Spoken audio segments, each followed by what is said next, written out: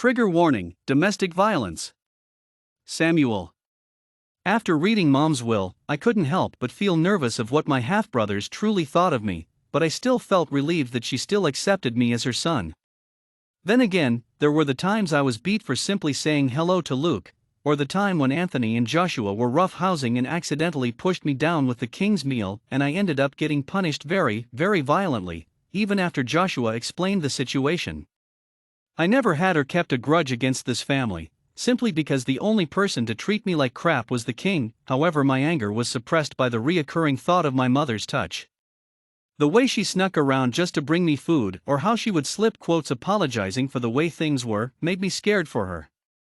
It was the way the king would stare at her whenever she greeted me with a smile bright and wide, or how she would offer to let me eat with them, and the king would slam the table and scold her.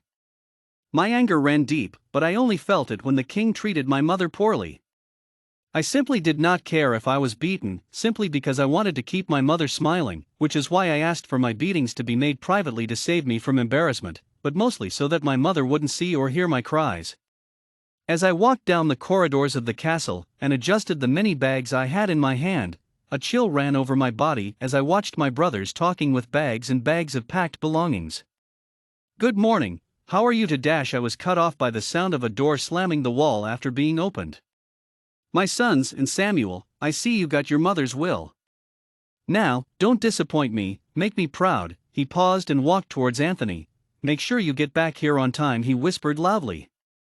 He gave Joshua and Luke the same look, but they turned away at its sight. He then turned to me and whispered, "If you do anything to sabotage my boys, I will make sure your face is plastered all over the kingdoms with a bounty for your head. Do you understand?" Looking over at my brothers, I noticed Luke gave me a look of concern, but Joshua mouthed the words, "Fight back." And so I did.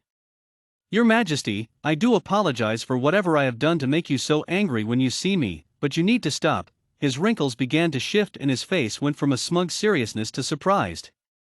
"What did you just say to me?" He replied. "You heard what I said. You need to stop treating me like crap. I never did anything to you, and yet you have some type of vendetta against me." I finished and he just sighed. "Your father was a disgrace to the title mythical sorcerer, and you want to know why?" He paused, waiting for my eyes to shift in fear, but I only clenched my fists. Luke noticed and was about to step forward, but Joshua put a hand to his chest and stopped him. The anger and rage that was suppressed for over 26 years, excluding the years I don't remember the harsh treatment, was about to flow out like a river held back by a dam that couldn't take its limits anymore. "My father was everything you're not, so why would he be a disgrace?" I asked. "Well, it's simple really," he chuckled. "You see, your father and I used to be twin brothers, and as children, we had to choose our future through a test given on our first birthdays. In fact, we both passed the test, however we both got the same result, the same future. Being mythical sorcerers, except there can only be one mythical sorcerer in the family, and since all the competition we were put in were too easy, seeing how we kept getting tied, our family put us to fight to the death on our 15th birthdays." He sighed and began walking toward a chair in the corner. "How?" I tried to add, but was cut off by the bellow of his angry voice. "Let me finish," he bellowed. "Father, calm down." Joshua yelled back, but he didn't calm and continued the story. "The fight was going well, and I was winning. I wanted to beat your father so badly. I wanted to make him pay for being so arrogant about his powers, but I mistook his perseverance as arrogance, and took all my anger out on him." His face shifted into a somber look now. "After I casted a burning spell on his arm, he got angry and casted it back. I don't know if it was accidental or on purpose, but he ended up burning my face and leaving me with the scars you see today. He would have continued to cast spells and kill me, but after I surrendered, he stopped and won the fight. Why would that make him a disgrace?" I crossed my arms.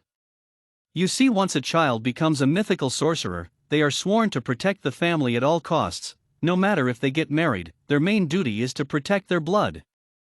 But your father came into my room after the fight and asked if I was all right. I ignored him, but he continued to speak. He told me that on that same night he will run away and never return to the kingdom because of a woman he loved." He chuckled. "A woman?" If it was money, if it was a better life, I could understand, but a woman. I was shocked. Did my father really leave and refuse to protect his family for a woman? No, he would never. I tried to convince him to stay, but he told me that I should protect the family instead, and that I will be better for the job. I stood in my window and watched him run into the mountains, and I never saw him again. His disgracefulness was earned when he left his family vulnerable. It's too bad he was the only one that died in the house fire. I was sure it was strong enough to kill 3 people. And that's when he gave me a sinister look. You liar, my father would never do that to his family. You killed my father because you were jealous. I ran up to him and swung my fist quick, and landed a punch on the scarred side of his face. He dropped to the ground in pain, and my brothers dropped their things and held me back, but someone had begun yelling. Stop! All of you stop! Luke yelled. Is that true, father? Did you kill your own brother, Samuel's father? He looked like he was going to cry, but he wiped his eyes before the tears could fall. And if I did, what are you going to do about it? He asked with an evil grin. Become king, of course, and banish you from the kingdom, unless your age already gets the best of you. We all looked at Luke with surprise. He had never talked to his father like that before. The sock in the king's eyes made me smirk. Be gone. All of you, you all make me sick. He yelled and walked off down the hall. Each of us picked up our bags and watched 4 carriages pull up to the front of the castle gates. We gave each other a look of reassurance and promised there would be no sabotage among anyone. And if all of us were to survive our trials, and only one of us become king, we will live among each other peacefully with no vendetta or guilt. We're doing this for Mom and the safety of our kingdom. Joshua exclaimed, patting Anthony's back. Luke and I laughed, and Joshua gave us a smile.